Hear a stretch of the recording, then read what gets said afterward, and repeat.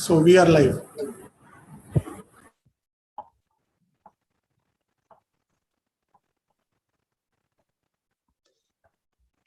Good evening, good afternoon, everyone, and a very, very warm welcome to all of you for the 2021 edition of the Vijay Kulkarni Memorial Lecture.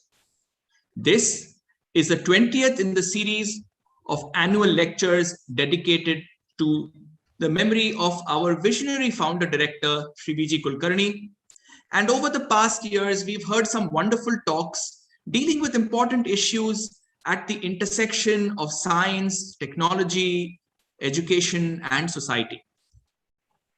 Now, in the past, this day was a very special day at the HBCSE campus, where we welcomed everyone in our center's auditorium, aptly called the Vijay Kulkarni Auditorium.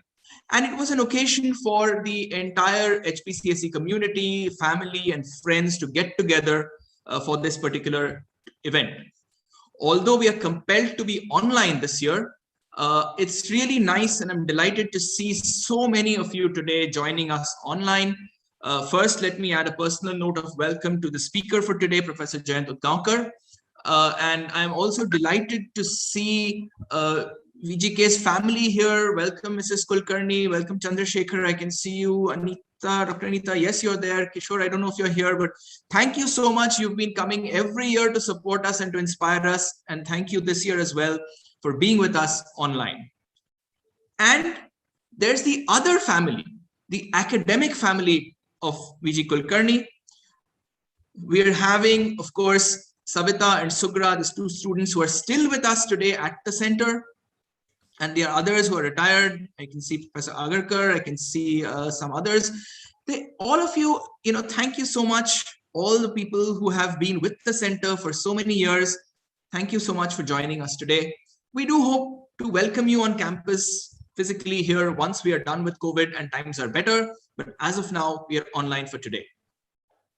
Before we get on with the lecture, it's an honor and a privilege for me to speak about our founder director, Vinayak Gopal Kulkarni, more popularly known probably as VGK or Vigo in Marathi. He was an inspiring personality. So VGK was born in Belgaum in 1932. His early education is in Belgaum, then Ratnagiri, Dharwad, finally Mumbai. And after completing his MSc in Mumbai, he joins in 1953 a fledgling TIFR as a scientist, working in the area of solid state and nuclear physics. And he worked very closely with Professors B.M. Udgaonkar, Thosar, Girish Chandra, and other people, doing some very, very high quality science over there. In the midst of this science research, VGK and his colleagues, they take a very courageous step. They realize there is a need for training science teachers, paying attention to science education in the country. And at this point, under the guidance of Professor B.M. Udgaonkar, they found and he nurtured the center devoted for science education with very small beginnings, starting at a municipal school in Nana Chowk in Mumbai, and then eventually growing and coming here. So this is in 1974 with a grant from the Dorab Tata Trust. Eventually it moves to the center where we are located today in Deonar. And that's the history, that's the beginning of HBCS.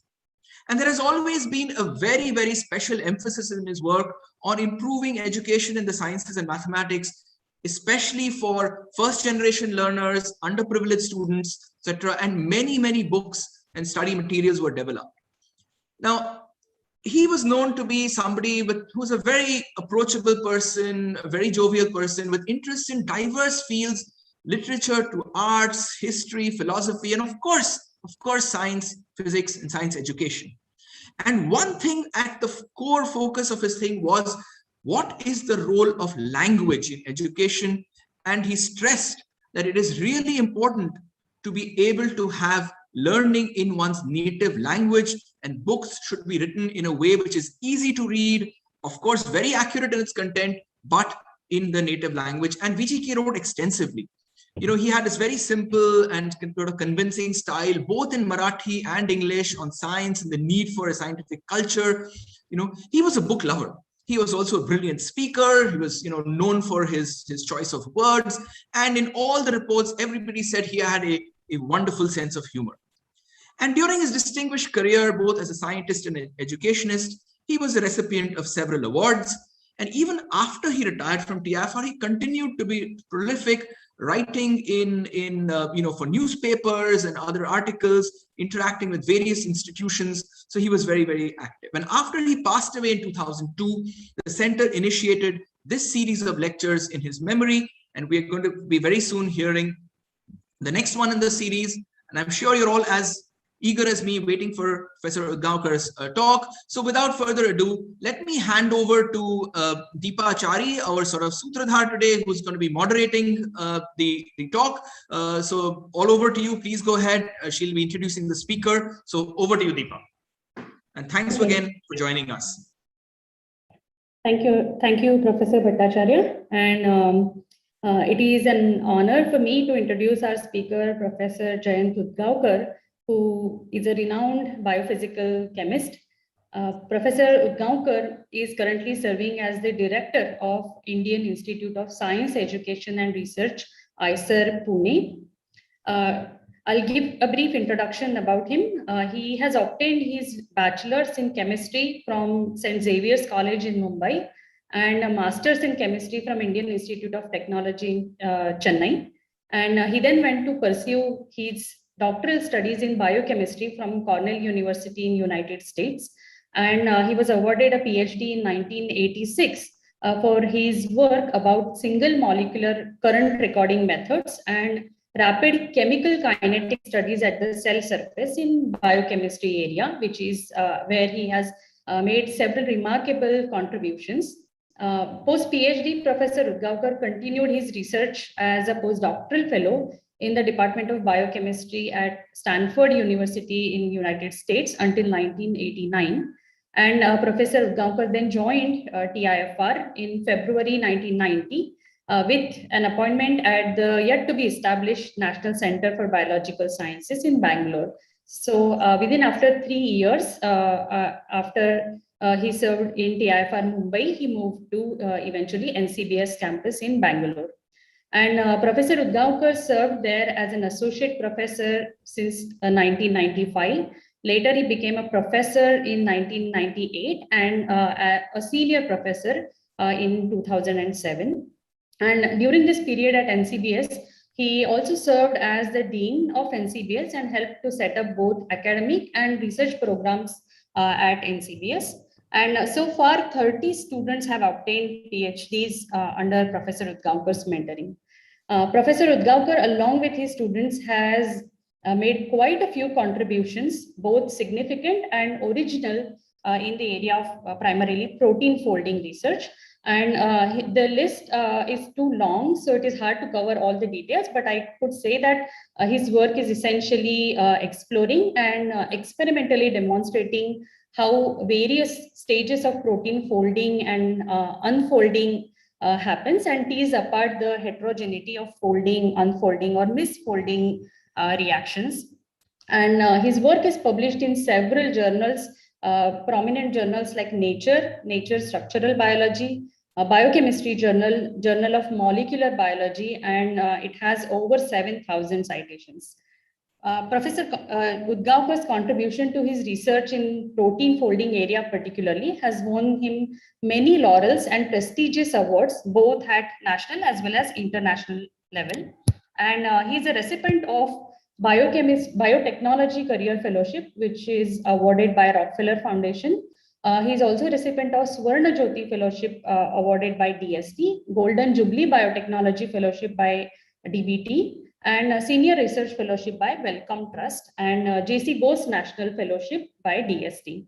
And Professor Udgaonkar in year 2000 received Shanti Swarup Bhatnagar Award, which is again one of the highest Indian science awards. He is a recipient of GN Ramchandran Gold Medal by CSIR and Distinguished Alumnus Award given by IIT Madras. Professor Udgaonkar is a fellow of Indian Academy of Science and Indian National Science Academy and the World Academy of Sciences.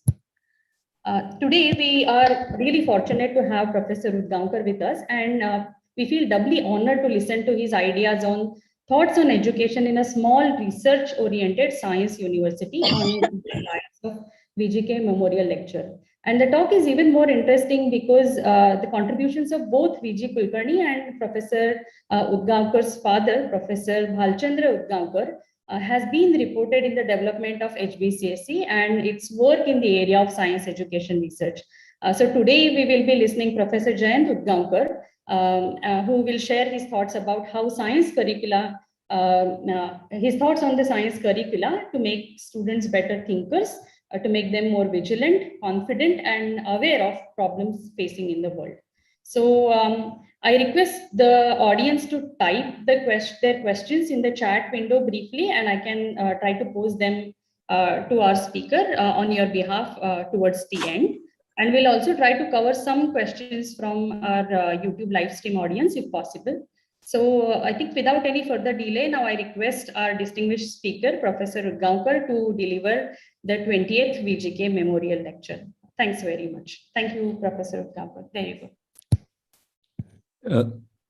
I'm delighted to give this lecture, and I thank the Homi Bhabha Center for Science Education for inviting me to give this 20th Vijay Kulkarni lecture.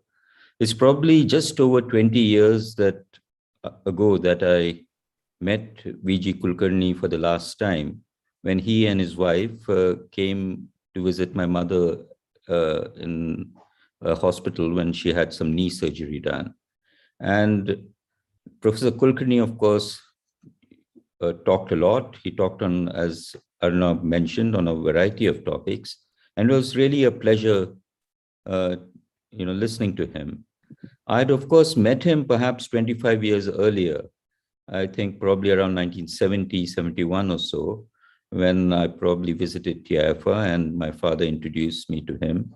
And it was clear that this man, short in stature but big in thinking ability, was someone who was unusual and very dynamic, very driven, and really deeply interested in what he was planning to do at that time, which was to work with the municipal school teachers on educational matters.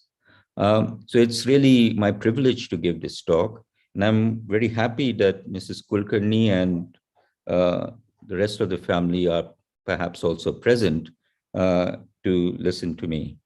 Now, when I was asked to give this talk, I was in two minds about what to talk about. It's easy to talk about one's science. I'm still an active scientist, but I thought at least I should try and give a talk on education. And this is really my first talk on educational matters anywhere. So what I'm thankful for the opportunity, because when I was in college, my father would discuss many matters containing college education, at least with me. And especially that was the time when the 10+2+3 system was introduced in the country. And the BSc curriculum of Bombay University was being revamped. And he, I think, was in charge of that committee which revamped it. And they had these ideas about introducing non-science courses in science curricula. And he used to run these ideas by me. He would give me articles he wrote on education to read. And it was clear at that time that these were matters which he had thought about very deeply. And because I was asked to give this lecture, I went back to a collection of articles of his on education, which the Homi Bhabha Center had put together maybe 20 odd years ago, and started reading about, there's one article on restructuring education in science and technology. And I read that. It's a somewhat long article, 20 odd pages, but I got the feeling that if many of those issues which he was talking about had been actually implemented in educational institutes, we would all be in a far better situation with respect to education in the country. I hope they do get implemented at some point. This is something nearly 45 years ago. And but what was useful for me was to really read about at least some of his articles on education and to remember the talks which we had at that time on educational matters. So I spent most of my career in a research institute. There was some education, but it was the education of PhD students. And I would be visiting undergraduate institutes, and there seemed to be far more dynamism, far more vitality, etc., in such institutes. And for many years, I was wondering whether I should move to such an institute. And I was considering, for example, moving to the IIT Bombay for many years, but that didn't happen. Finally, I got the opportunity to come to IISER. It's a much smaller version of IIT, but it's been a great experience to try and understand educational issues and to confront them and try and deal with them. So I will talk about these issues shortly. I'm actually I owe a lot to the Homi Bhabha Center.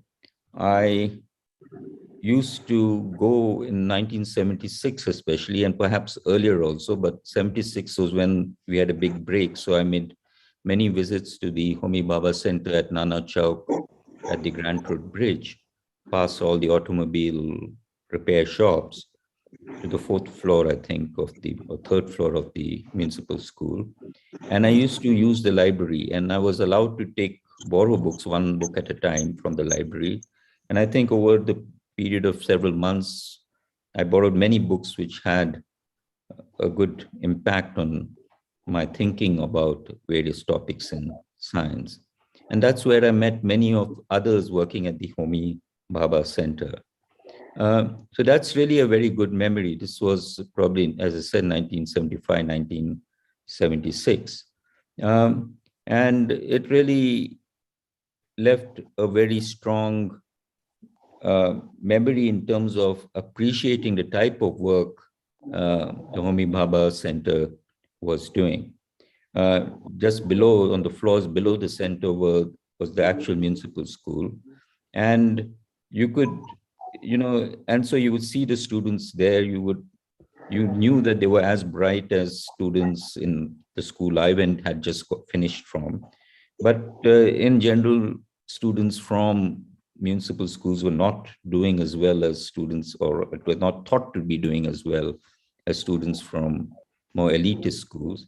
And it's clear that the Homi Bhabha Center was having an impact, certainly on the school just below where they were situated. I visited Homi Bhabha Center also, perhaps for many years. I didn't visit because I was away. But then I remember visiting in the early 90s when I think Vijay Kulkarni was the director. He took me around the center. And I think at that time he had got very strong audit objections on furniture which had been procured for the Homi Bhabha Center. And he was very upset by those audit remarks. And he gave me a big description of how foolish those remarks were, and et cetera, et cetera. So it was, but again, his energy is what struck me. His dynamism struck me, and it was really very nice meeting him at that time. So I remember some years later talking to my father about why the Homi Bhabha Center was named after Homi Bhabha. I think the conversation arose when we were discussing something about how many buildings or other institutes, etc., were being named after the Nehru family, and he didn't like that. And then I asked him, well, if you don't like that, why did you name the Science Education Center after Homi Bhabha when Homi Bhabha had nothing to do directly with science education? He said, yes, that's true, but it was done, I think, more for a practical reason, which was to get money from the Tata foundations to support the Homi Bhabha Center. It made political sense to say that you name it after their favorite non-Tata person, which was Homi Bhabha. And I didn't think it was a good enough reason and told my father so, but well, it had already been done. But anyway, it's good that the Homi Bhabha has come up so well. I remember some maybe 20 years ago now, or 15, 20 years ago, when a committee of TIFR was looking at all the departments, the so-called Porter Committee, they were very, very appreciative of Homi Bhabha Center and what it was doing and what it had done. I remember listening to the presentation by the Homi Bhabha Center, and I remarked to my father afterwards that, you know, they were far too low-key in their presentation. The type of work was obviously very, very good and should have been projected in much, much stronger manner. And I think there was perhaps somewhat of an insecurity of a science education center trying to push science education at a research institute where, not working on the main subjects of science is looked at with a little bit of disdain. But I think the committee certainly appreciated the work which the Homi Bhabha Center was doing. And I felt if the Homi Bhabha Center had asked for 10 times the money they were wanting, they would have got it. And well, anyway, that's past history. So let me get on with my actual talk. So I'll share my screen. I've made a few slides really to guide me in what I need to say or talk about. So as I said, my background is that of a researcher in a research institute. And I came to IISER Pune about 4 years ago and have been here for 4 years. I've been teaching and also running my lab and doing administration. And there are many, I've been exposed to many of the problems and issues which confront the running of science education in the country. I'll perhaps talk a little about them, but not too much. I really want to talk about what ideas on education. Perhaps some of these ideas are romantic in the sense that they're perhaps not achievable or they're in the short term. But I just want to mention a few so that we all know what would be ideal in terms of education, or at least what my perspective on that is. Now, something which is not, 1 minute, my slide is not moving. Okay. So now if you ask people what the goal of education is, this is something which there's no proper answer. At the individual level, the goal is perhaps to make us live our life in a more enjoyable manner, in a more meaningful manner. And I've been fortunate that my education has been such that that has happened to a large extent. This my school education, my college education, my subsequent education has led me, I think, to lead my own life in a meaningful and enjoyable manner. But that's not all that education is for. And, you also need to prepare the student, the young man or woman, to play an effective part in society. And this is a quotation from an article written by my father many years ago. And this was a constant worry of his: how does education help people, help society? And that is a problem even now, 45 years later. does our education system really do what it is supposed to do for society, or individuals' roles in society to help our country, our society develop in the manner it should be developing. So before I go further, I should really introduce you to where I am right now, because quite a bit of my thinking on, and the topic of my talk really is on education in a small research-oriented university. And that university is ISER at Pune. There are 7 ISERs. And so ISER is both an undergraduate and a graduate university. It's small. It's got, as you can see, about 1,650 students, the 1,000 odd undergraduates, and the rest are PhD students. It's got a small faculty, about 130 odd faculty.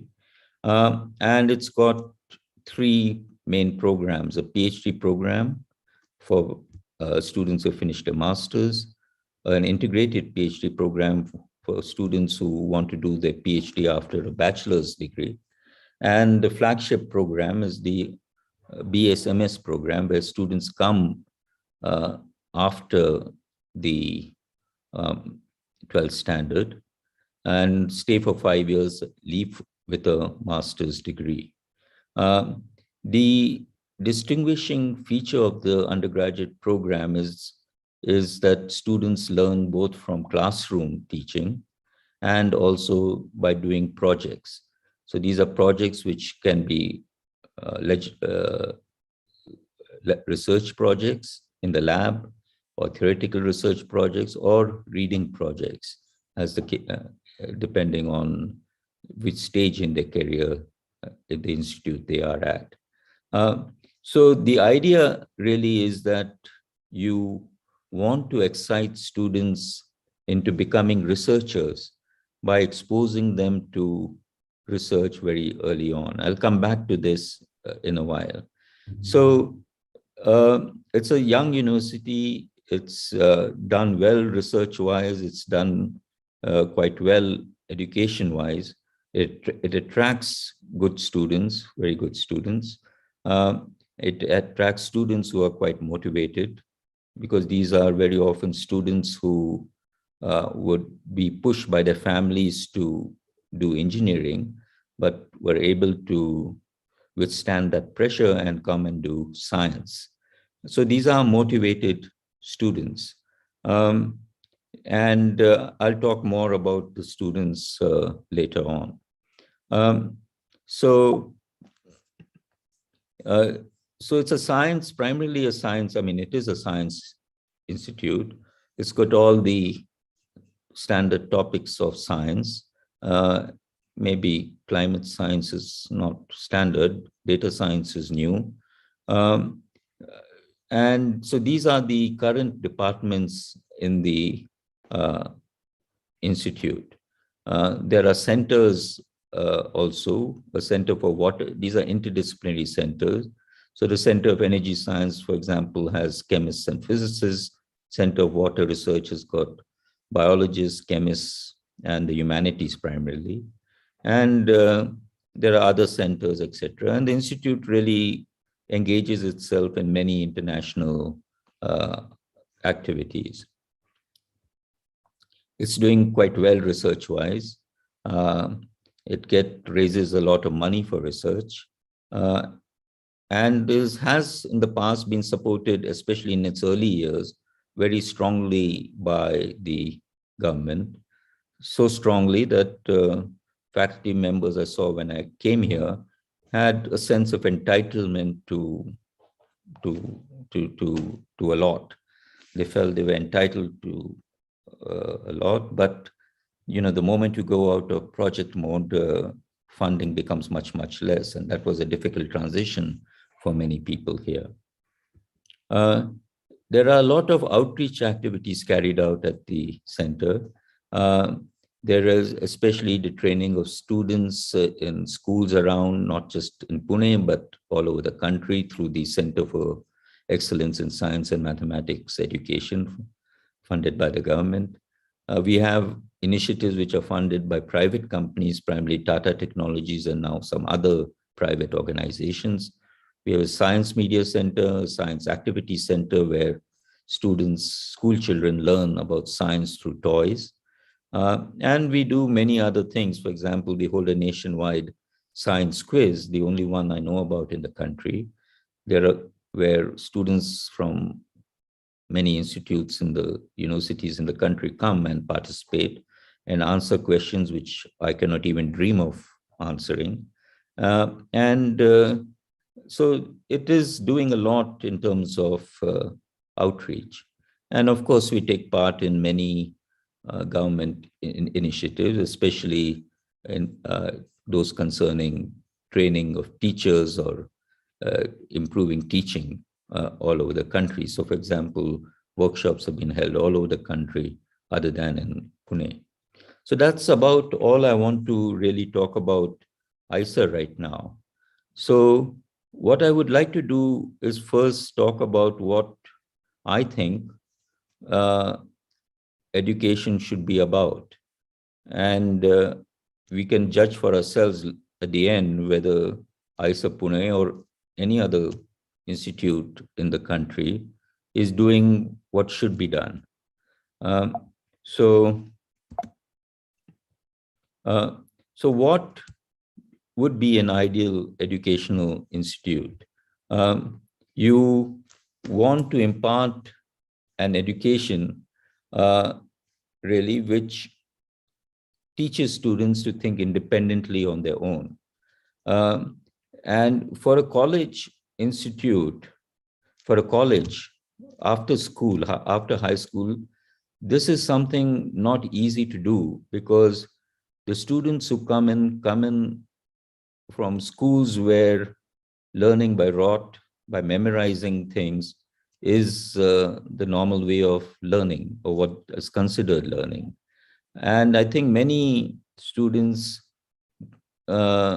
do not really get to experience the joy of learning new things because of the amount of things which they are taught in high school. Many just get burnt out by what the quantity of learning which they are supposed to do, where you are taught things without really understanding what the applications of that learning are really. And so they lose the joy of learning new things. And, college like ours is, our primary duty would really be to, rejuvenate in the students, rejuvenate them so that they can partake of the joy of learning new things. Of course, we need to ensure, or this institution would need to ensure that each student acquires the knowledge and skills and develops self-confidence and character to do well, not just in examination. So that's the other problem, that the students who come in nowadays are students who think success is doing well in examinations, not in really learning things thinking about them, not in a very focused manner, but also in terms of the implications of the work in other areas. And when you have students, and this is a vast majority of students, whose focus is on doing well in examinations, then it is not easy to develop, an education curriculum which is ideal for students at this stage. It's relatively perhaps easier to foster a culture of hard work. It's not that easy to foster a culture of scholarship. There is actually, in the last many decades, there's certainly been a decrease in scholarship, at least amongst scientists, which I've noticed. I don't like saying it, but I think it's true. That scholarship in terms of learning something in depth, thinking about it in depth, is something which is vanishing. And I think part of it is there's not the culture of scholarship is disappearing. And if you ask students these days, what is a scholar? And I've actually done this and I've got this answer. To a student in TIFR, that is at the NCBS. I was told by the student, a scholar is someone who gets a scholarship. And that's how a scholar is looked at these days. So you need to inculcate a culture of scholarship, rigor, uh, uh, academic activities, etc. What has also happened is that in the last many years, and this is happening all over the world, not just in India, you know, the questioning of beliefs is perhaps, people don't question as they should. They'll question the believer. If you ask someone or you question what they're doing, it's looked down as a personal attack rather than, a reasonable quest for trying to understand what the person is trying to say. And this, this is something which is going out of society, and is certainly going out in educational institutes. And part of the reason is that ideologies have taken over. We all know that it's happening in society. And that, of course, percolates into educational institutes. But the job of an educational university is really to give value not to ideologies or to societal pressure, but to give value to ideas. And that's really a good, an important job of any educational institute. Of course, one can think about it in a more philosophical way. And there is much of what is on this slide is taken from an essay on education by Will Durant. Will Durant is the author of, 13 or 14 volume encyclopedia on culture, not encyclopedia, a book called Story of Culture, Civilization, if I remember right. And this is an essay in the last book he wrote. And he writes in a very eloquent manner. And I think anyone interested in education should perhaps read this essay and also the other essays in the book. They're small essays and can be read quickly. So education is not merely to teach students to think, not merely to have them question their assumptions, not merely to make students strong, invigorated, and have faith in themselves, but to help teenagers become adults. So we're talking about college education now, with the qualities of steadiness and balance. And this is something very important. People have to become even-tempered. There's no evidence for that on TV channels these days. But, to be able to be ready to listen to others, to be ready to change their opinions if the need arises, to develop character and integrity of character. So what does character mean? Character really means that if, for example, you have a problem, you need to struggle to overcome it. Do you have the perseverance to overcome a problem in an honest manner? And that is something which is an important role of education. Is to foster intelligence. So if you have different experiences, how do you use those experiences to do what you want to do, to learn new things and to get to like new things? That's an important role of education. In a place such as ISA, which is like a cocoon, a bubble, it's very often possible for that students don't quite, especially students from urban areas who come from a privileged background, may lose the idea that life is not simple, life is not easy, that you have to struggle, life is complicated. And it's important to have an appreciation of all that. And that struggle is actually quite important. If you struggle makes you do things much, much better. I'm not talking about the type of struggle which is debilitating, but struggle where you have to worry about small things which you can overcome quite easily, will make you happier than people who just do things for pleasure and for promoting themselves. So this is what I think is important in education. You might think that this is a romantic view of it, what education should be, but I think it's important to remind ourselves about it, because especially now, what the government and also companies talk about when they talk about education is how education can be important for them. So companies want graduates who are employable, in whatever way they define employability. And that is really, they want graduates who have the technical skills to do what the company immediately wants them to do. The government also thinks of educational, or at least seems to think of educational institutes as training schools for imparting skills. And that is not the role of educational institutes. And what is worse is the government also seems to want educational institutes to conform to each other. What I mean is, it's very difficult, and this is talking from experience in administrating an ISA. It's easy for the Babu in Delhi to have all ISAs do everything in exactly the same manner. But that just will destroy each institute in the long run, because unless each institute, each ISA in this case, is able to explore its own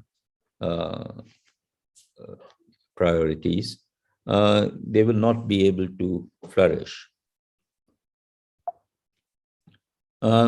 So what is important is that education is not just formal mentoring.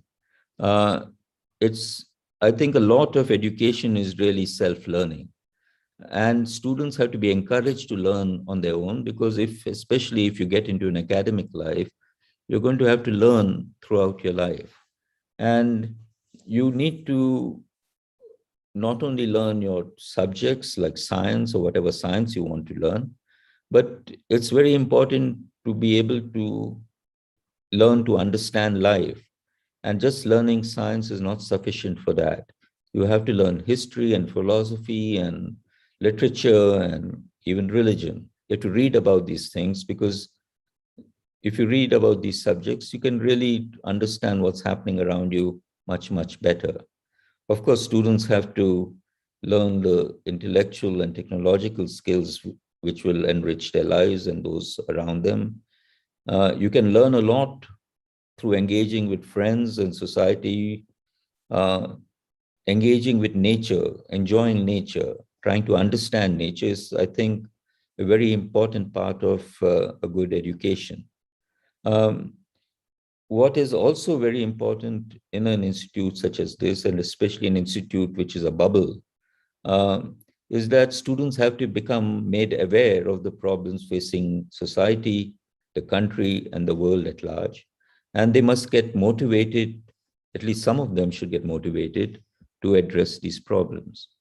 And students have to learn the scientific method and to apply it not only in science, that is relatively easy, but to activities outside the sphere of science. When I was growing up, we were living in a building which had many eminent science or science administrators or scientists originally. And my mother would visit her friends in many of the other apartments. And she would come back and say, what type of scientists are these? They believe in Godmen, they believe in X or Y, which she thought was completely unscientific, because she would see pictures of these individuals in the houses she would be visiting. So these people obviously would apply the scientific method and have in their own work, but outside that, it didn't seem to be applied. So Um, what is distinguishing about the ICERs is, as I mentioned earlier, is that students learn a lot by carrying out research projects. And that's really a wonderful thing to do. I had my education in a college in Bombay, in Mumbai, and with very little experience or knowledge about what research really was, until I spent a summer at TIFR working in the laboratory of Dr. P.K. Maitra. And that's where I really learned what research was. And that's what really led me to believing that a research career was what was suitable for me, and perhaps something which I might be able to do well. And so it's important that students have that experience.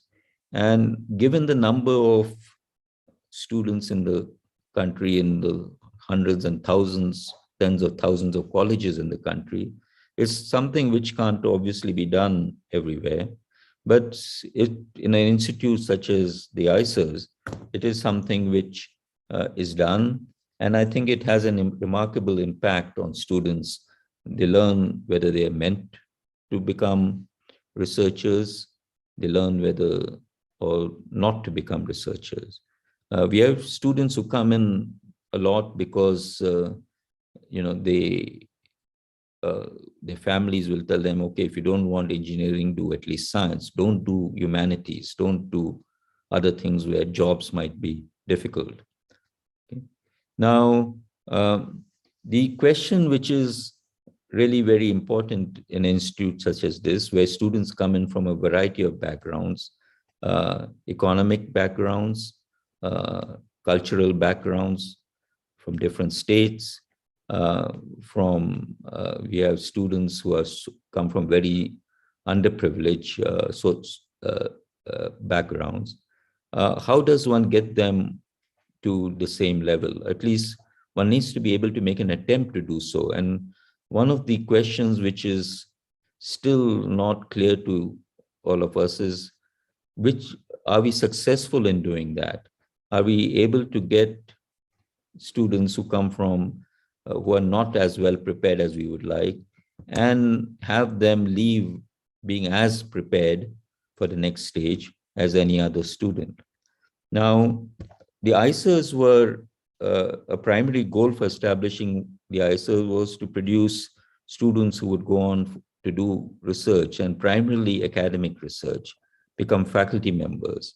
Now, and the idea was that you teach them all the sciences, which is a very good idea. The question is, how much do you teach them? Because breadth is important, but so is depth. And so that's been a source of tension, certainly at IISER Pune. It's good to have that tension. But very often the tension arises for the wrong reason. So, for example, faculty members in chemistry or in biology will say, we want students to do at least 3 or 4 courses, but all students to do 3 or 4 courses in biology. But the idea behind that is not that they think biology or chemistry is important for any modern scientist, but it's more for the purpose of trying to attract these students to their field, rather than let the students, by giving them the exposure, let the students read on their own and decide what they want to do.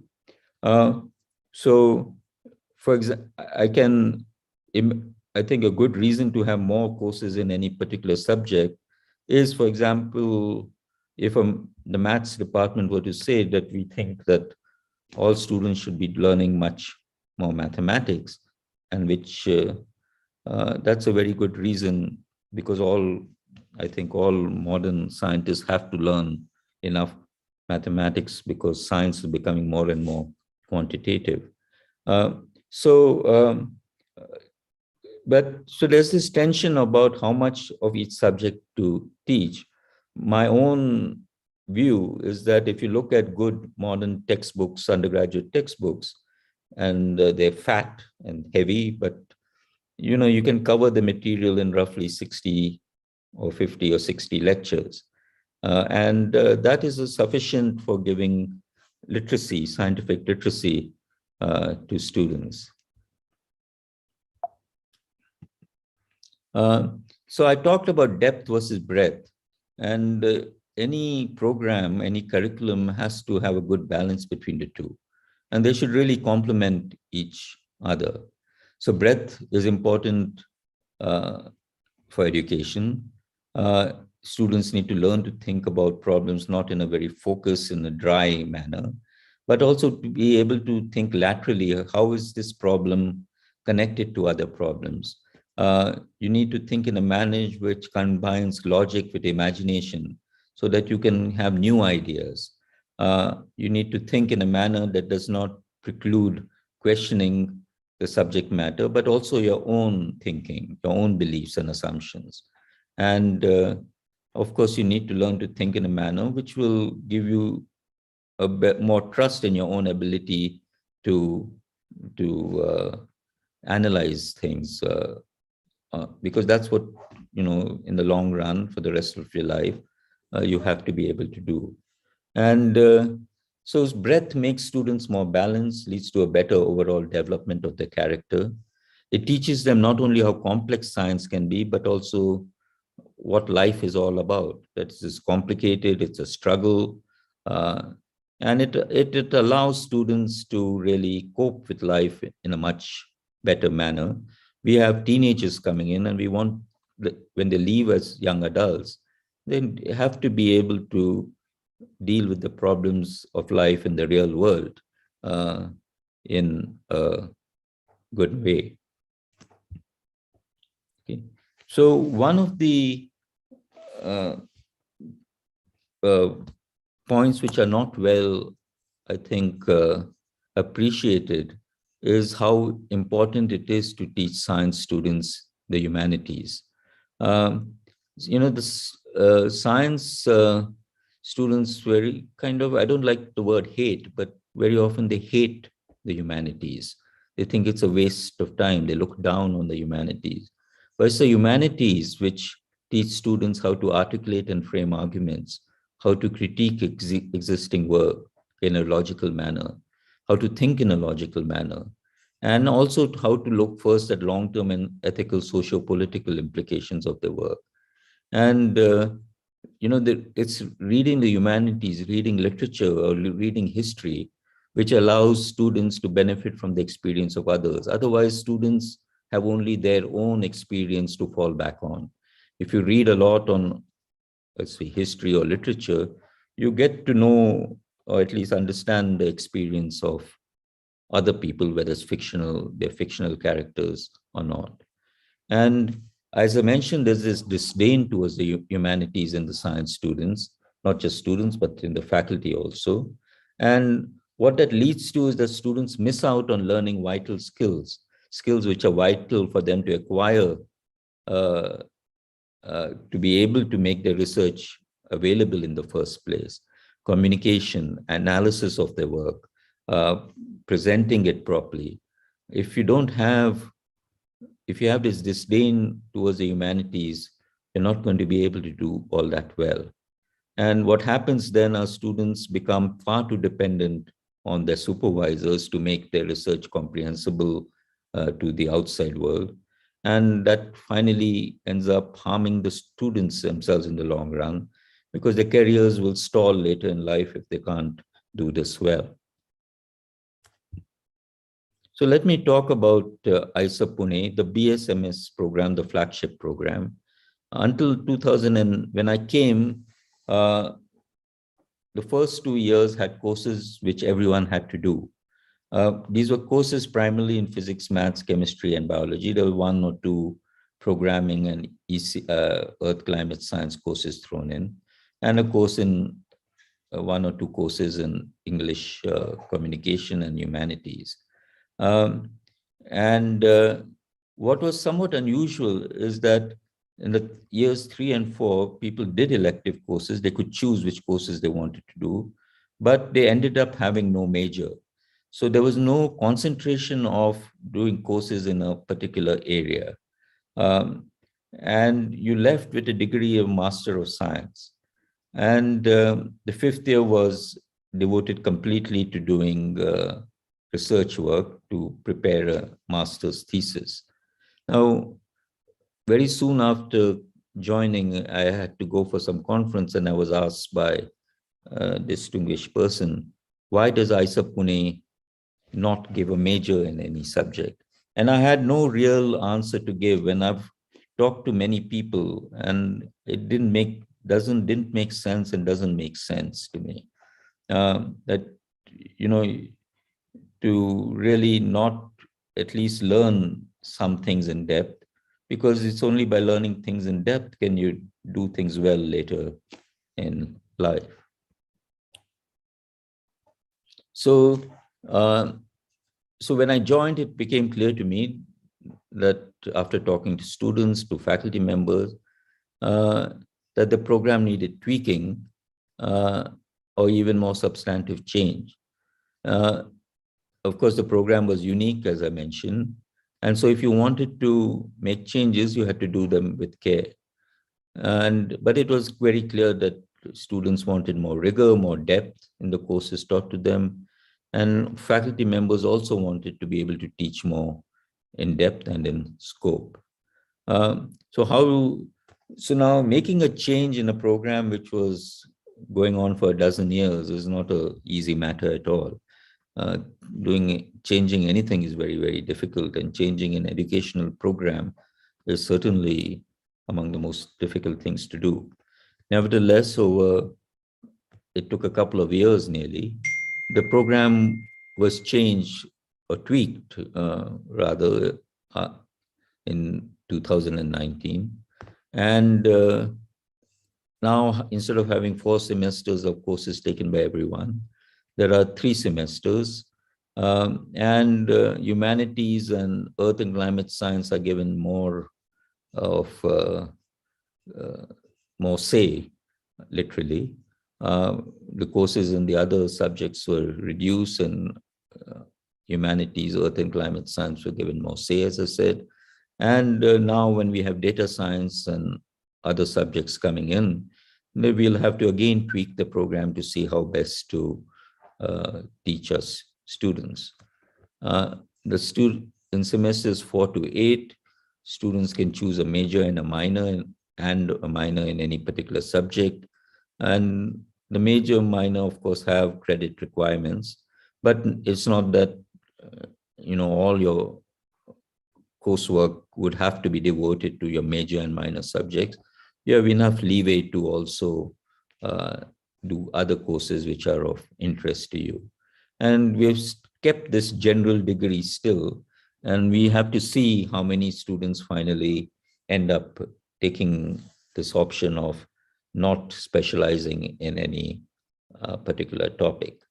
And in the last 2 semesters, last year, they continue doing their master's thesis. So there are new departments now. There's data science, which is just taking off. We are hoping that science education will become a department in the very near future. We are giving much more emphasis on humanities for the reasons I have mentioned. So we need to improve our teaching, and we need to improve the attitude of teachers towards students. This is true it's true everywhere, and not just IISA. In fact, perhaps IISA is better than in most other places. So very soon after my daughter had completed a master's degree, I asked her how she would define a good teacher, and she said someone who treats students as human beings. Now, this is, as is written here, is quite a profound statement. Her experience and the experience of many, many students, especially in high schools, is that too many teachers do not respect the views of others and the ideas of others. And teachers who do not respect their students do not consider them as individuals with minds of their own, and minds that have the right to challenge their own views, and minds from which teachers themselves can learn. So this is something important for a good university to have, good teaching. And so the question arises then, if you're a research university, does having to do research help your teaching? And does having to teach help your research? Now, it's my own experience, and I think the experience of many others, is that if you have to teach, your research is certainly benefited a lot. And that I think is, to me, a no-brainer. But it's not at all clear to me whether researchers make better teachers. I did my BSc in a college in Bombay, St. Xavier's College. And we had some absolutely superb teachers who didn't have a PhD, who didn't do research, but at least the research which, one associates with, doing something new. Of course, these teachers very obviously did research in the form of reading a lot and learning from books and, the type of research a lawyer does or other people do, not the scientists.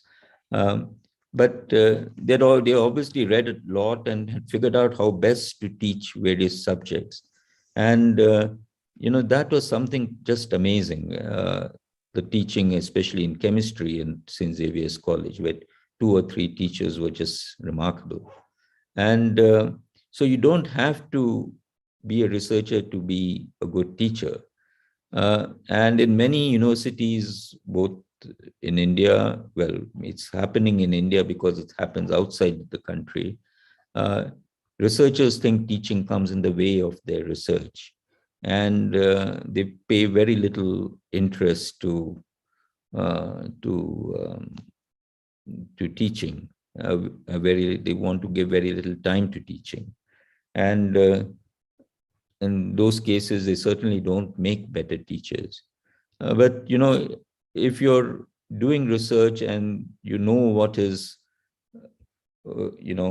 state of the art, perhaps you will have a better feel for what a student should be learning these days. But then you need to develop your course in a manner which brings out which will bring out your expertise in the teaching. So that needs to be encouraged more and more, and is not happening at the level perhaps it should be happening. Now you come to students. Students come in very focused on doing science. They've been chosen for their technical knowledge in the sciences. We have an exam through which they come, or they come through the JEE or the KVPI exam. So technically, they're good at solving differential equations, or they're good at doing some scientific problem. But they come with a disdain for the humanities. And other fields very often are completely irrelevant to them. And, they're very often ignorant of the research happening in other fields. And they need to be taught that it is important to be able to understand ideas outside their own field so that they can work with others, or even do simple things like discuss their own work with people outside the field. And the problem in institutes such as ours, a small closed environment, has, is that it's easy to breed arrogance.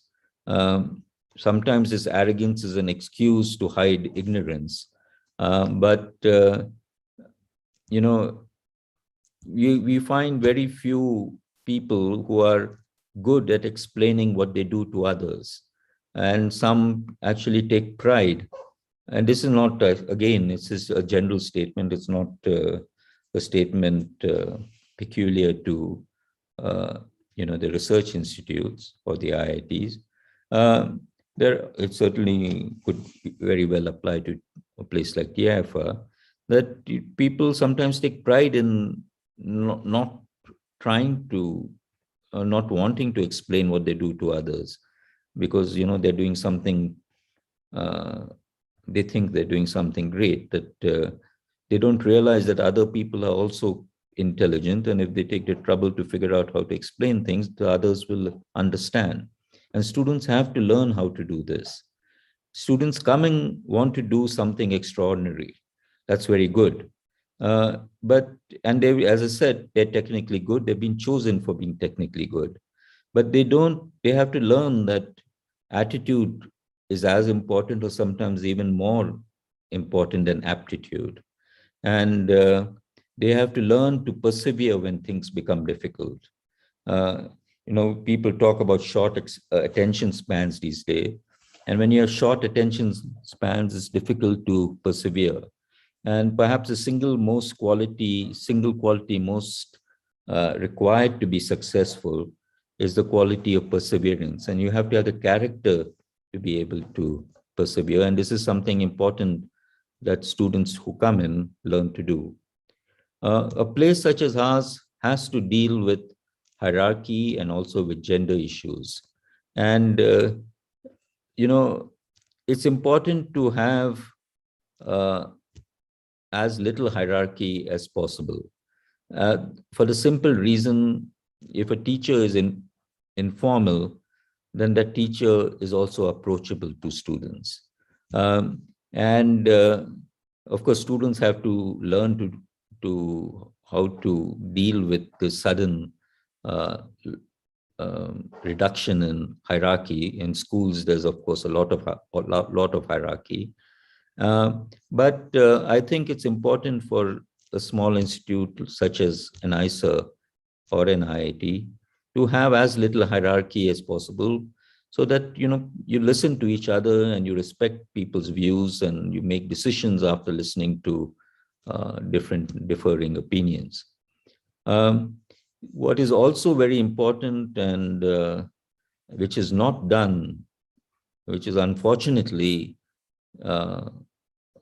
happening in many places. It happens in society all the time, so you can't expect educational institutes to be in that much of a bubble that it doesn't affect them, is that we need to take much more care to ensure that women are not discriminated against. They're not harassed because they are women. And we need to see that both gender sensitization and sexuality sensitization prevail, so that everybody is uncomfortable in any setting. And this is not an easy thing to do. We have students, we have faculty, and we have staff who come from a very large variety of backgrounds. And it's not easy to get everyone or to understand the importance of these issues. But good institutes should be making every attempt, or as much as it can, to address these types of issues. And of course, there's the question of students coming from a socially underprivileged background. And what can an institute such as an ISA or an IIT do to help students who have come from backgrounds which give them a handicap? And this is again something notes so an article written by my father when the Homi Bhava Center was, when remarks he made during the inauguration of the Homi Bhava Center. So this is now 47 years ago. He writes about the fall of is there worries about the fall of standards at the IITs because of the unrestricted admission of SC/ST? What are standards? If an educational institution takes in socially handicapped students with low input performance and converts them into a person with high output performance, what would you say about the standard of the institution? Is it impossible? Has it been tried? Also, can one not use that new type of input to define new types of socially relevant programs? The present course programs only prepare graduates whose sights are fixed abroad, rather than on challenges and developmental problems at home. So this was 1974. In 2021, things are not too much better. It's unfortunate.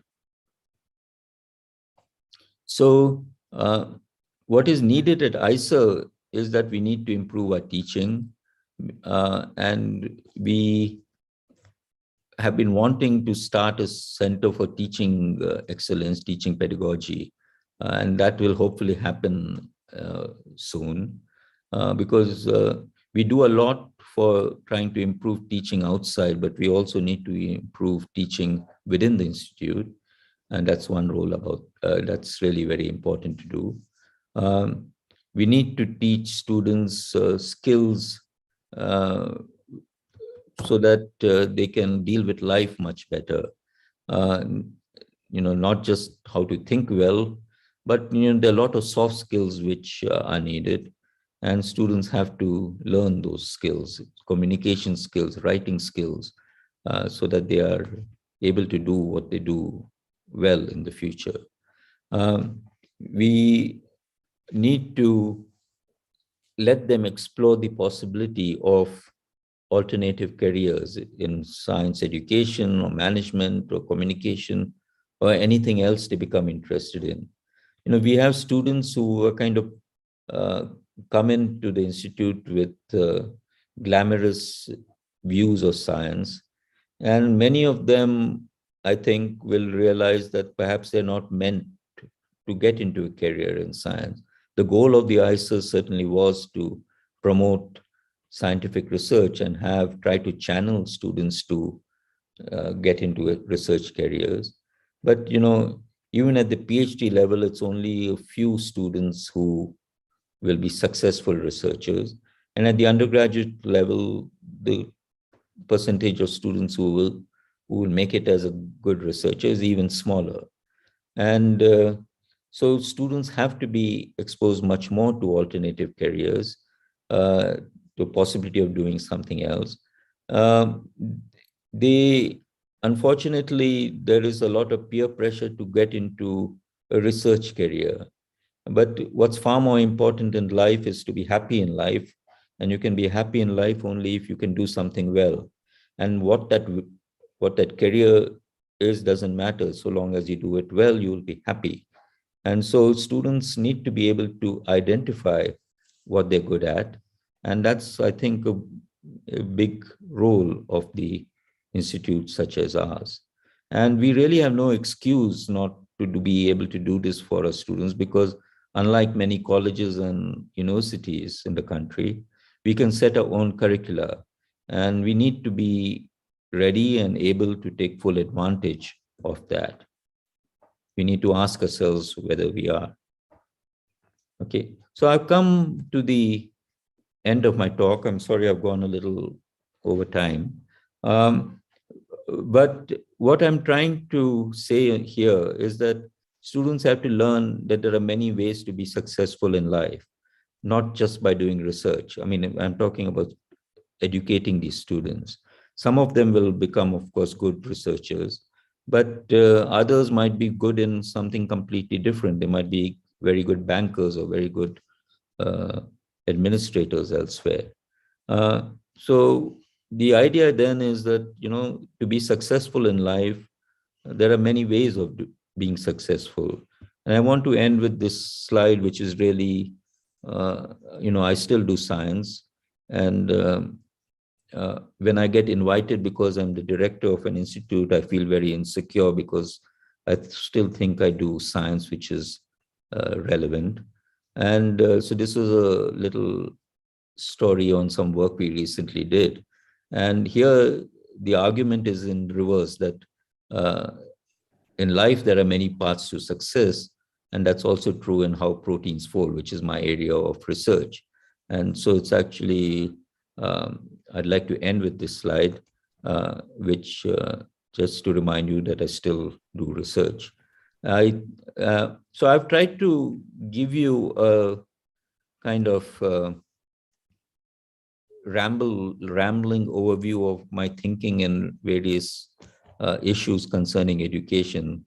I'm not sure how useful it is, I'm nowhere of a scholar as my father was in any topic, but I think about these issues, and I will continue trying to think in a much more useful manner in the future. So I thank you for attending this talk, and I'll be happy to take any questions if there are any.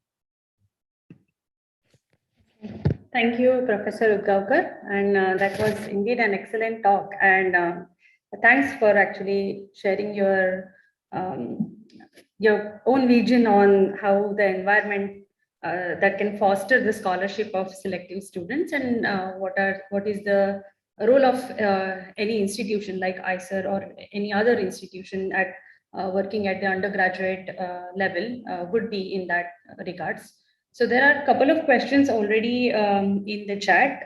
Would you prefer like I pose it for you, or would you also like to see the chat simultaneously? I can read it out loud for you. It might be easier if you could read it out, because Sure. Okay, thank you. Kind of squint it. Yeah, so I'll summarize a few because there are like quite a broad questions indeed. I'll start with the first one, which talks about, does the ICER encounters English language barrier amongst students, and if so, how does as an institution it manages on this issue? No, so of course it's a problem. It's a major problem. In our country, English is a second or third language for a very large fraction of people and a very large fraction of the students who come in. But English is whether you like it or not, is a language of science. And you have to be able to read things in English, understand things in English. You have to be able to review things in English, and you have to be able to present things in English. So how does one prepare students with a poor background in English to get better at it? And that's something I think is certainly wanting at many institutes, including ours. We do have a course in English communication, and I think it helps, but I'm not sure it helps enough. And certainly, I teach students who are in the third or fourth year, and when they answer exams, it's very difficult to understand what they are trying to say. Now, it's partly a problem of English, and it's partly a problem of logical thinking. And it's not always easy to figure out where the problem is. Is it the language, or is it logical thinking? Perhaps one can think more logically in the native language. I don't know whether that's true or not. My experience is that it's not really true, but I'm not sure about it. But we need to try and get people to be able to communicate better in English, to make their arguments more articulate in English. And that's something which, of course, we need to improve, so that, it's not, even when we have students who come from English medium schools and elite English medium schools, they're not able to communicate anywhere as well as you would want them to do. So, and that's one reason why I think logical thinking is missing in much of our education, and for reasons which I've implied, not reading enough, not other things than very focused topics. Right. I think so. The next question is regarding national education policy, and it's asked by our ex-director. So I think I can ask Subramaniam sir to actually pose the question for our speaker today. Thank you, Deepa. Thank you, Professor Udgaonkar, for those very important observations. And I'm sure that I certainly and mostly sure that my colleagues too will empathize a lot with what you have said. There are many points of connect. But I wanted to ask you this question because I've been, trying to digest what the implications of the new education policy are at various levels. And for an institution like ISER, would you say that it involves some significant change in the structure of its programs or in its overall vision? Or do you think it's already well aligned with what the NEP is trying to say? It's not as well aligned as it perhaps should be. Now, we have this, as I refer to this tension between the different departments of each wanting to impart more coursework to students in their particular subject. Now, I think the defining feature of the new education policy is the recognition that exposure to more subjects and more ways of thinking is perhaps far more important certainly in college, higher education. The question is, how does one change the program? So, for example, I referred to an article by my father in 1976 so this was, as I said at the time, 10 plus 2 plus 3 was being introduced. And his article talks about, of course, in the first year, you teach the 4 sciences, physics, chemistry, biology, and mathematics. But at least a quarter of the rest, that's for 3/4 of the time. And for a quarter of the time should be on other subjects. Now, I think that's important. And the question is, can we implement it here, given the way things have developed at the institute? So for example, we are planning a department of education, well, more specifically science education. It will also have to teach courses both at the undergraduate and graduate level. And do you teach science education before students learn science? That's a question I haven't got an answer for myself. You need to learn at least some. Is it a topic which should be taught at 1 year or 2 years after high school, or should it be taught after at least some science? So these are things which we will have to grapple with. But I think it's important that we give a much more broad education to students than we are currently. And we hope that we will be able to do that. The tension is there, the tension is good, and hopefully the tension will not come in the way of doing good things for the students.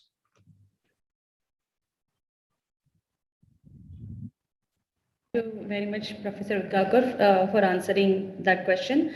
Now, the next question you have to answer by wearing a hat of as an ISER director.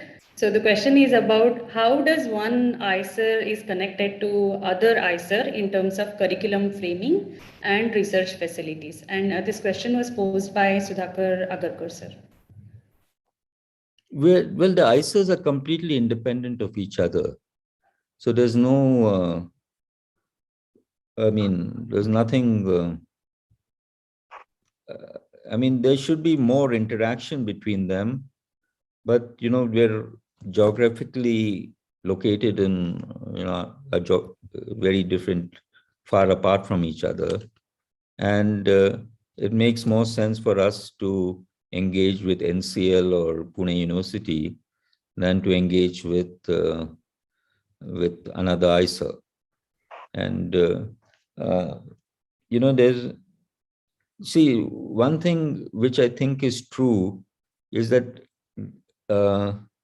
it's not that ISERs have all the students in ISERs are all very good. Pune University colleges have very good students.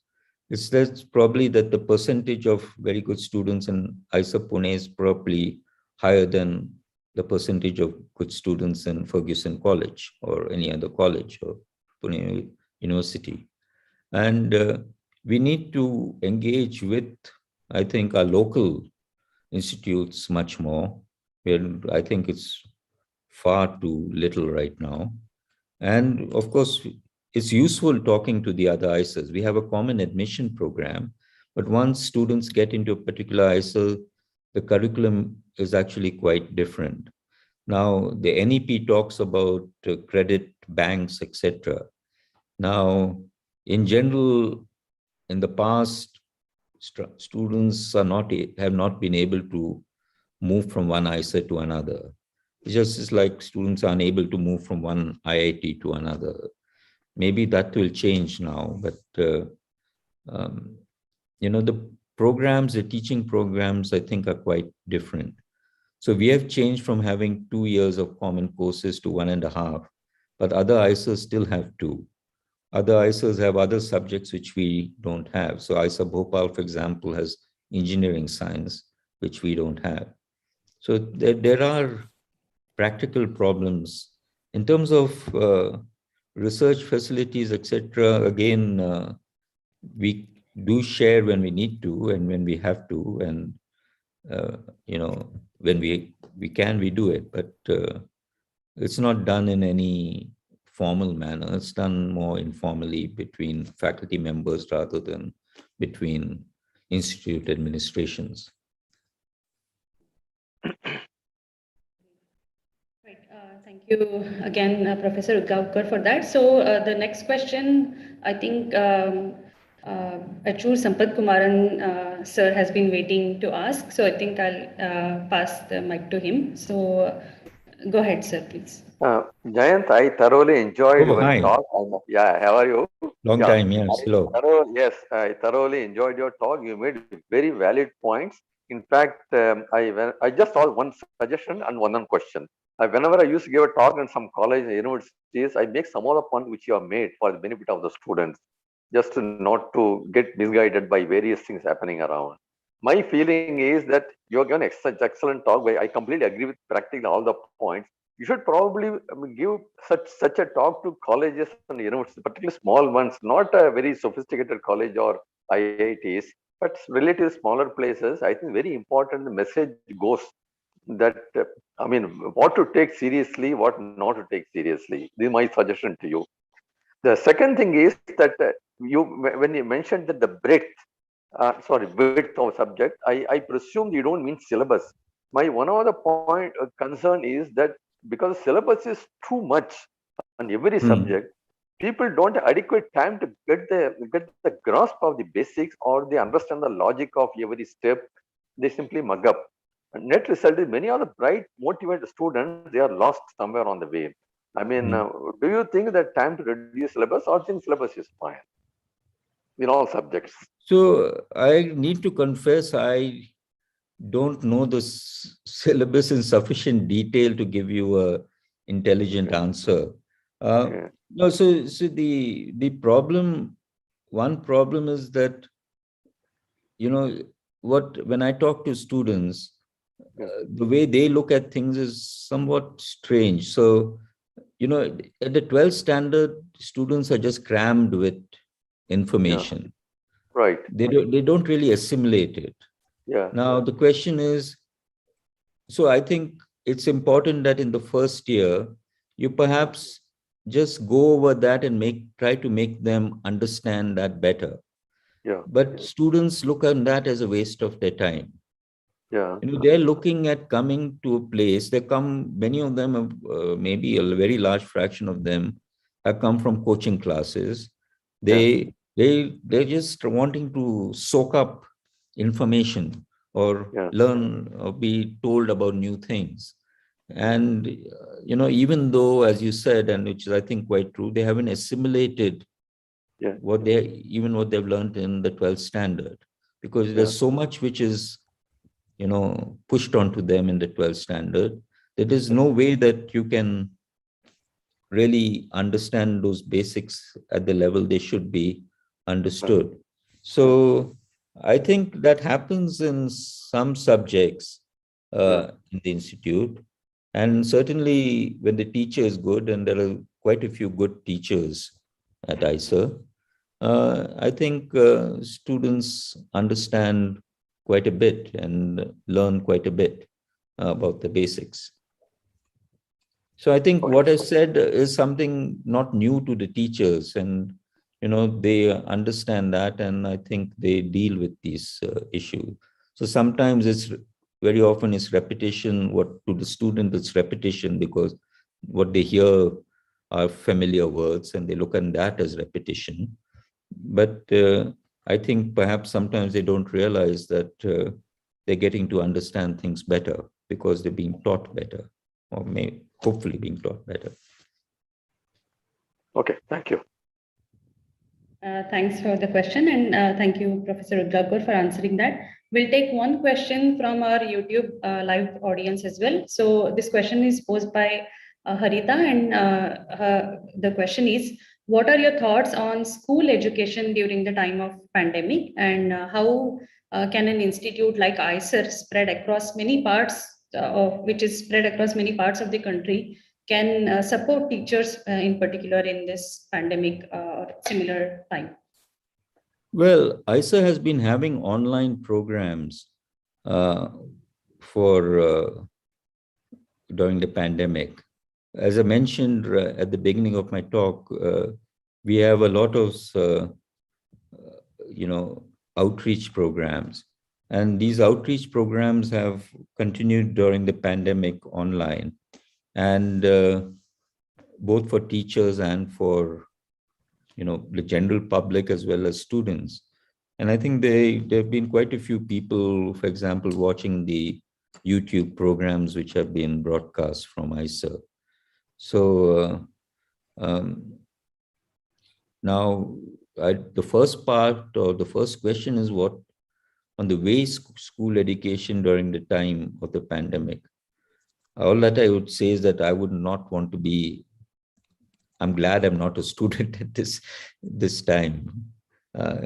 Online education, I think, is terrible, and both for the teacher and for the student. And so I have complete sympathy for the students as I have for the teachers.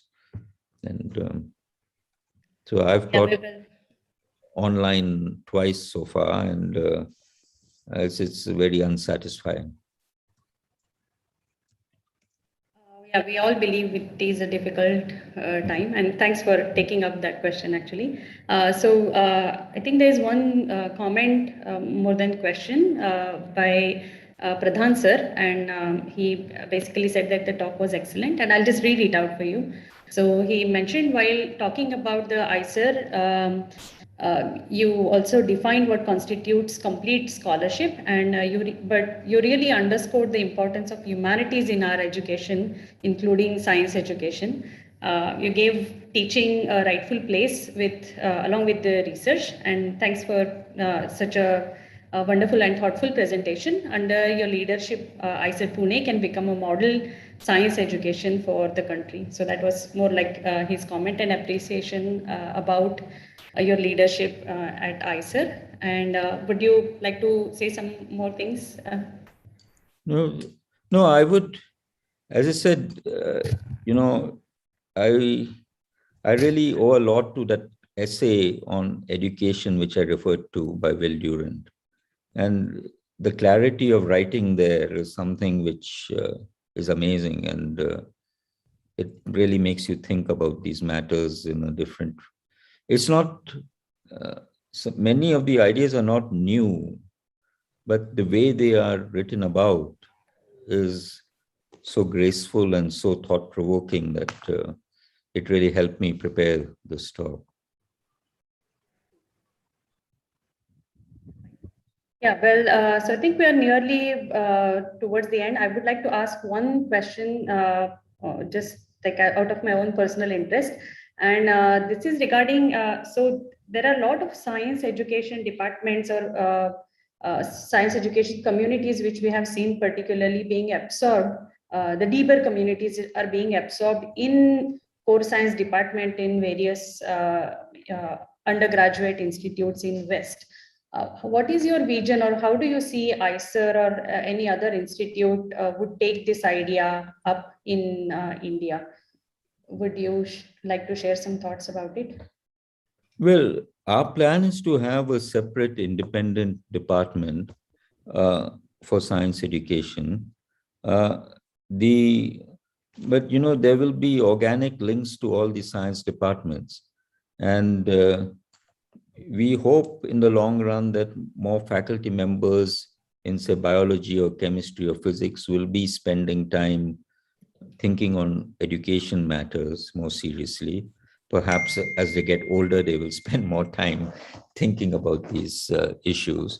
And so, there will be a separate department, but we hope that there will be people within departments who will look upon it as a legitimate activity and an important activity and get into the area of education and contribute to that.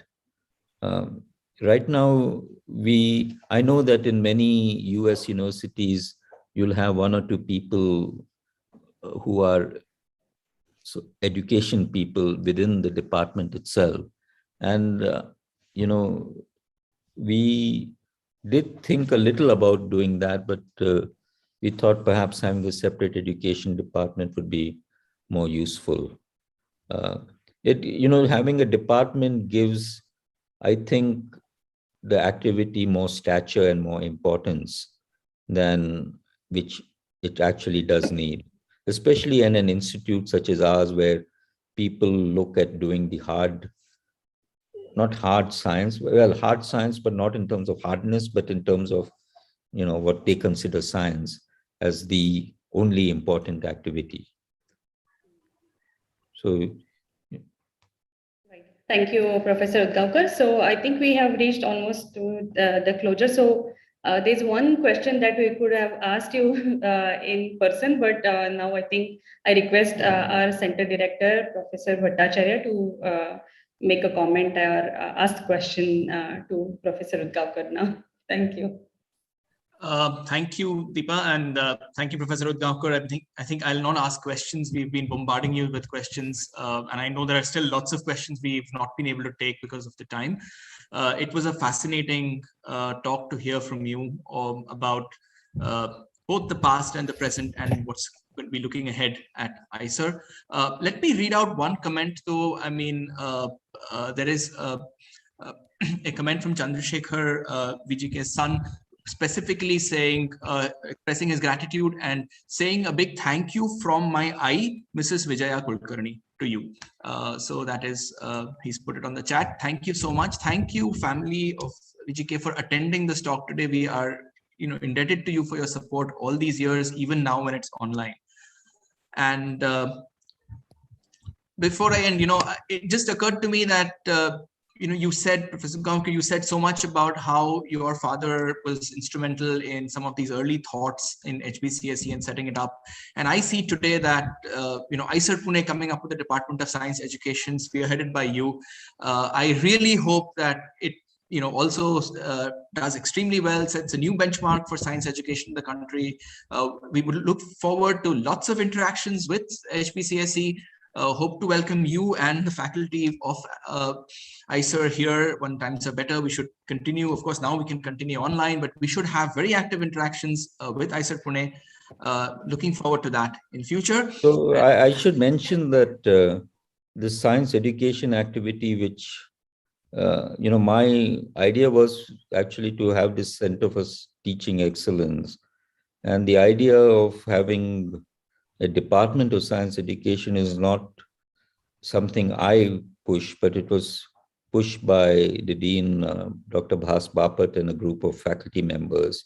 And given my background, I didn't need any convincing. Okay. Excellent. That's so nice to hear. Okay, so on that note, thank you, everyone. Thanks for joining us on this 20th VGK Memorial Lecture, and please tune in to all other events happening here. We'd love to have you with us. Thanks again. Thank you, Arnab. And I actually would like to express my thanks to a few people. So hold on there because I definitely would like to make a mention of all who were present today and who actually made this event possible and successful. So first of all, thanks Professor Udgaonkar for this insightful talk. And also I think it is particularly important at a place like HBCSE, which is dedicated for science education research. And we do interact a lot with faculty members as well as school and university administration. So our own goal of how these learning spaces could make students more enabling was to some extent was addressed by the ideas that you brought up. I also would like to mention the program NIUS, which is pretty much doing this service towards research experience for undergraduate students at earlier or undergraduate stages, which is I think worth mentioning here. And I hope your address or your message will reach out to and percolate to all the students as well as teachers community who is listening to us, and hope the undergraduate departments would take this message more seriously and more critically work on the curriculum on their part. I express thanks to all VGK's family members who are present in the audience and who continue to share the same affection every year. And we really are blessed with your presence here today. I also see a lot of VGK's friends and colleagues and other dignitaries. Just to mention a few, I do see Anil Kakodkar ji here, Bal Phonke sir here, Agarkar sir here. So special thanks for your presence. I think Pradhan sir's comment I already read. So thanks to all of you who have made your honorable presence at the occasion today. And I also would like to thank our ex-director and Padma Shri Professor Arvind Kumar, who actually instituted this VGK Memorial Lecture event, and all the ex-center directors and deans who carried this legacy forward of organizing this event, and with great enthusiasm for past 19 years. And particular thanks to Professor Subraj Unawala, who has been playing a central role in organizing these VGK Memorial Lectures for past several years. I also lastly thank our current director, Professor Arnab Bhattacharya, and Dean Professor Savita Ladage, who has made this event possible for this year. And there is a lot of team who worked at the background. So just to mention few names, thanks to Ashish Singh and others from the entire computer lab who have played a great role in making this event possible on an online platform. And thanks to Manoj Nair, who made this beautiful poster for today's event. Thanks to Ravindra Sawant from Dean's office, Sumana Amin and other colleagues from the PRO office for email communication and sending invitations on social media and publicizing this event, which has reached to a really large number of audience than we anticipated. And we hope to hear the thoughts which similar or inspiring thoughts which were shared by Professor Udgaonkar in today's lecture, and hope we get more VGK memorial events, hopefully in person at HBCSE organized in near future. So yeah, so on that note, thanks again everyone who personally attended on Zoom platform and also attended or listening us through the YouTube streaming, and wish you all a good evening. So yeah, so now I think I will announce that the event is officially over, but though that tech support can go ahead and close the live streaming, but we can keep Zoom meeting on for some more minutes.